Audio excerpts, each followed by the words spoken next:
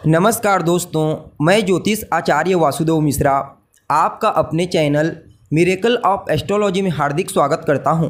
दोस्तों, आज का यह ज्योतिष का कार्यक्रम आपके लिए यानी कि मेष राशि के जातकों के लिए बड़ा ही खास और विशेष कार्यक्रम साबित होने वाला है, क्योंकि आज के इस ज्योतिष के कार्यक्रम में हम बात करेंगे भुवन भास्कर सूर्य के राशि परिवर्तन प्रभाव के बारे में। जी हाँ, ग्रहों के सम्राट सूर्य अपनी वर्तमान उच्च राशि सेनापति मंगल की मूल त्रिकोण राशि अग्नि तत्वीय राशि मेष राशि को छोड़कर अपने शत्रु दैत्य गुरु शुक्र की साधारण भूमि तत्वीय राशि वृषभ राशि में प्रवेश करने के लिए जा रहे हैं। इनका यह परिवर्तन 14 मई 2024 की शाम 6:05 पर होगा, जहां पर भुवन भास्कर सूर्य मेष राशि को छोड़कर वृषभ राशि में प्रवेश करेंगे और आने वाले 15 जून 2024 की शाम तक इसी वृषभ राशि में गोचर करते हुए आपको प्रभावित करेंगे। उसके पश्चात पुनः एक बार राशि परिवर्तन करके अपने पुत्र बुध की साधारण वायु तत्वीय राशि मिथुन राशि में प्रवेश कर जाएंगे। तो ऐसे में बड़े विस्तार के साथ इस गोचर को समझने का प्रयास करेंगे कि किस प्रकार से सम्राट सूर्य वृषभ राशि में गोचर करते हुए आपको परिणाम प्रदान करेंगे। सूर्य का यह गोचर जीवन के किन किन क्षेत्रों में आपको विशेष तौर पर सफलता प्रदायक साबित होगा, लाभ प्रदायक साबित होगा। तो वहीं इस राशि परिवर्तन के दरमियान कौन कौन सी सावधानी आपको बरतने की ज़रूरत पड़ेगी। साथ ही साथ यह भी जानने का प्रयास करेंगे कि इस राशि परिवर्तन प्रभाव को और ज़्यादा बेहतर और अपने अनुकूल बनाने के लिए क्या चमत्कारिक उपाय आपको करना चाहिए। जी हाँ, सभी बातों पर विस्तार के साथ चर्चा करेंगे, इसलिए कार्यक्रम को बिना मिस किए अंत तक देखिए। और अगर आप अपनी जन्म कुंडली पर हमसे परामर्श लेना चाहते हैं, जन्म कुंडली का विस्तार पूर्वक अध्ययन करवाना चाहते हैं, तो आपको डिस्क्रिप्शन बॉक्स में और वीडियो के अंदर हमारा कॉन्टैक्ट नंबर मिल जाएगा, जहां से आप या तो व्हाट्सएप के माध्यम से या फिर डायरेक्ट फ़ोन कॉल के थ्रू अपॉइंटमेंट लेकर अपनी जन्म कुंडली का विस्तार पूर्वक विश्लेषण करवा सकते हैं। जी हाँ, अब देखा जाए तो सूर्य एक राशि में लगभग 30 दिनों तक गोचर करते हैं, यानी कि हर महीने अपना राशि परिवर्तन करते हैं, इसलिए इनका परिवर्तन सामान्य होता है। लेकिन जब बलवान अवस्था में किसी राशि में गोचर करते हैं या फिर किसी विशेष ग्रह के साथ युति बना करके गोचर करते हैं, तो फिर उस समयावधि में अपना अद्भुत परिणाम प्रदान करने के लिए बाध्य होते हैं। जी हाँ, क्योंकि ज्योतिष शास्त्र में इन्हें मूल रूप से तो आत्मा का कारक ग्रह कहा गया है, लेकिन यह हमारी आत्मा के साथ साथ मान सम्मान, पद प्रतिष्ठा, प्रसिद्धि, ऊंचाई, सरकारी नौकरी, सफलता और आरोग्यता के भी कारक ग्रह होते हैं और अपने इन्हीं कारकत्वों के चलते हमारे जीवन के विभिन्न पहलुओं को समय समय पर प्रभावित करते रहते हैं। जी हाँ, जब जन्म कुंडली में भुवन भास्कर सूर्य बली होते हैं तो फिर जातक को उसके जीवन काल में पहले तो आरोग्यता प्रदान करते हैं, उसके पश्चात उत्तरोत्तर उसे कदम कदम पर सफलता, ऊंचाई और कहीं न कहीं तरक्की प्रदायक साबित होते हैं। जातक का जीवन बड़ा ही शानदार वैभवशाली होता है, मान सम्मान, पद प्रतिष्ठा, प्रसिद्धि और ऊंचाई से युक्त होता है। सरकार से विशेष लाभ मिलता है और पिता से भी विशेष सहयोग की प्राप्ति होती है। जबकि सूर्य किसी भी प्रकार से पीड़ित होते हैं तो फिर मान सम्मान में कमी आने लगती है, सफलता मिलने में कठिनाई आती है, शरीर निरोगी रहता है, पिता के साथ बॉस के साथ तालमेल ठीक नहीं रहते और सरकारी कार्यों में भी नुकसान होने लगता है। इसलिए इनका बलवान होना बेहद ही ज़्यादा जरूरी होता है, चाहे फिर वह जन्म कुंडली में हो या फिर गोचर कुंडली में। अब देखा जाए तो यहाँ पर सम्राट सूर्य वृषभ राशि में अपनी शत्रु की राशि में गोचर करेंगे, लेकिन यह गोचर बड़ा ही अद्भुत रहेगा। ऐसा क्यों?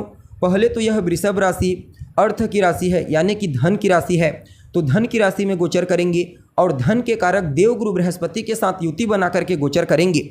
इसलिए सूर्य का यह गोचर बड़ा ही खास और अद्भुत साबित होगा। जी हाँ, अब देखा जाए तो मेष राशि के जातकों के लिए सम्राट सूर्य का यह गोचर आपकी राशि से दूसरे भाव में होने के लिए जा रहा है। यहाँ पर सम्राट सूर्य धन भाव में धन के कारक देवगुरु बृहस्पति के साथ विराजमान रहेंगे, अतः आपके लिए महाधनी योग का निर्माण करेंगे। हालांकि यहाँ पर देवगुरु बृहस्पति आपके भाग्य भाव के स्वामी होने के साथ साथ आपके 12वें भाव के स्वामी भी बनते हैं और सूर्य के साथ धन स्थान पर होंगे, अतः यह समय आपके जीवन में धन की स्थिति को तो मजबूती प्रदान करेगा ही करेगा, साथ ही साथ कुछ व्यय भी आपके जीवन काल में देखने को मिलेगी। इसके अलावा यहाँ पर सम्राट सूर्य पंचम भाव के स्वामी बनकर नवम भाव के स्वामी के साथ और कहीं न कहीं ज्ञान के कारक वाणी भाव में देवगुरु बृहस्पति के साथ युति बना करके गोचर करेंगे, यानी कि आपके लिए भाषण कला योग का निर्माण कर देंगे। और सीधी सी बात है, यह योग जो है ना दोस्तों, यह अपने आप में ही बड़ा ही अद्भुत होता है। आप अपनी वाणी से चमत्कार उत्पन्न करेंगे। जहाँ पर भी जो भी बोलेंगे, जो भी आपकी बातों को सुनेगा, वह आपसे अवश्य प्रभावित होगा। पैतृक संपत्ति इत्यादि को लेकर किसी भी प्रकार की कोई चिंता थी, कोई परेशानी या फिर किसी विवाद में आप फंसे हुए थे, तो वहाँ से आपको बाहर निकालेंगे। आपका पक्ष बड़ा ही मजबूत दिखाई पड़ रहा है। अर्थ के दृष्टिकोण से देखा जाए तो यह गोचर बड़ा ही अनुकूल साबित होने वाला है। अगर आपके भविष्य के दृष्टिकोण से देखा जाए तो भी यह समय आपके भविष्य को संवारने वाला समय साबित होगा। इस गोचर काल के दरमियान विशेष रूप से आपको सुरक्षा की प्राप्ति होगी। कार्य क्षेत्र के दृष्टिकोण से भी यह परिवर्तन बड़ा ही अनुकूल दिखाई पड़ रहा है। जिन जगहों से कहीं भी आपको कोई संभावना अभी तक नज़र नहीं आ रही थी, वहां से भी अब आपको संभावनाएं दिखाई पड़नी प्रारंभ हो जाएंगी। पारिवारिक जीवन में खुशियों का आगमन होगा, परिवार का सहयोग मिलेगा, एक दूसरे के प्रति तालमेल की भावना और आर्थिक दृष्टिकोण से भी परिवार को मजबूती प्राप्त होने वाली है। इस गोचर काल के दरमियान विशेष रूप से आपके जीवन काल में धन से संबंधित परेशानियां दूर होंगी। जी हाँ, देखिए, वैसे तो भुवन भास्कर सूर्य की आराधना हर दिन करना चाहिए, लेकिन खास करके अगर आप इस गोचर काल के दरमियान करते हैं तो समझ लीजिए यह गोचर आपके जीवन काल में आपको वह दे करके जाएगा जो अभी तक आपको किसी ने नहीं दिया है। अब देखिए, यहाँ पर सूर्य पंचमाधिपति बन करके भाग्य अधिपति के साथ धन भाव में गोचर करेंगे, तो आप समझ सकते हैं यह आपके लिए कितना महत्वपूर्ण रहने वाला है। वैसे तो ये दोनों के दोनों ग्रह आपकी वाणी को बड़ा ही प्रभावशाली बनाएंगे।